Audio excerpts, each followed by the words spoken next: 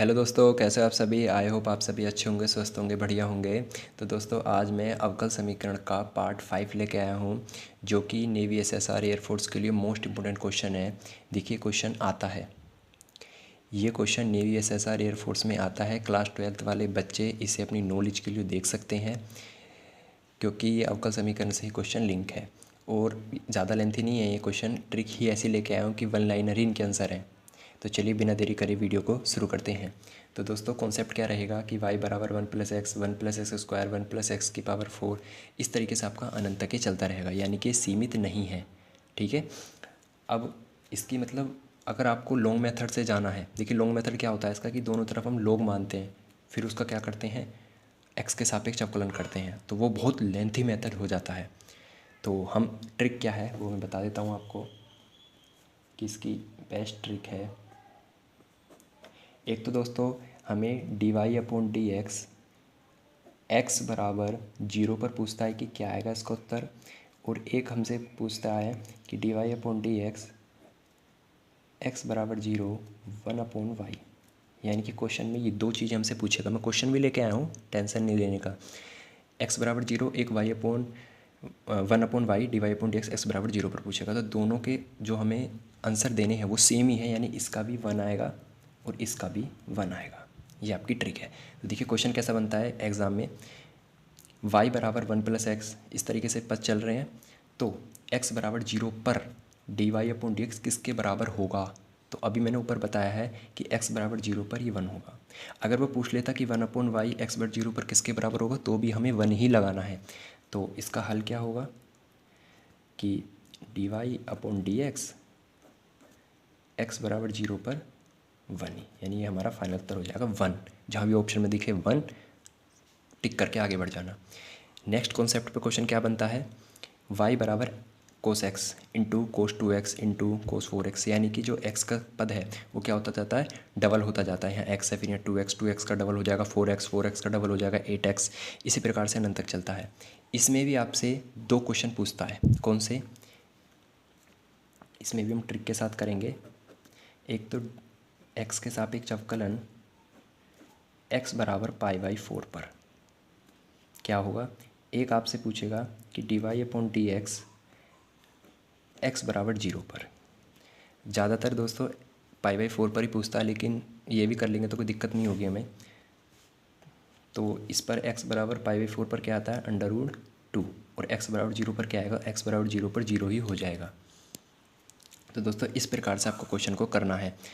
x बराबर π/4 बोल दे या 45 डिग्री बोल दे, एक ही बात है वो। तो इस पे मैं क्वेश्चन लेके आया हूँ, अभी हम करेंगे क्वेश्चन। एक कॉन्सेप्ट और सीख लेते हैं इसी पर ही, कि एक पूछेगा कि y बराबर cos x into cos 4x। ये दोनों आपको कॉन्सेप्ट सेम लगेगा, लेकिन ये सेम नहीं है। शुरू में देखो इसमें क्या आ रहा है, cos x के बाद cos 2x, लेकिन इसमें क्या आ रहा है, cos x के बाद 4x आ रहा है। बस आपको यही चीज़ ध्यान रखनी है इसमें क्वेश्चन में कि कौन से कॉन्सेप्ट पर आया है। इसमें भी क्या होगा, x का पद दुगना होगा, यानी 4x के बाद 8x आ रहा है, उसमें भी दुगना हो रहा है, लेकिन उसमें शुरू में क्या आ रहा है, cos 2x, और इसमें क्या आ रहा है, cos 4x। तो ये चीज़ें आपको देखनी है।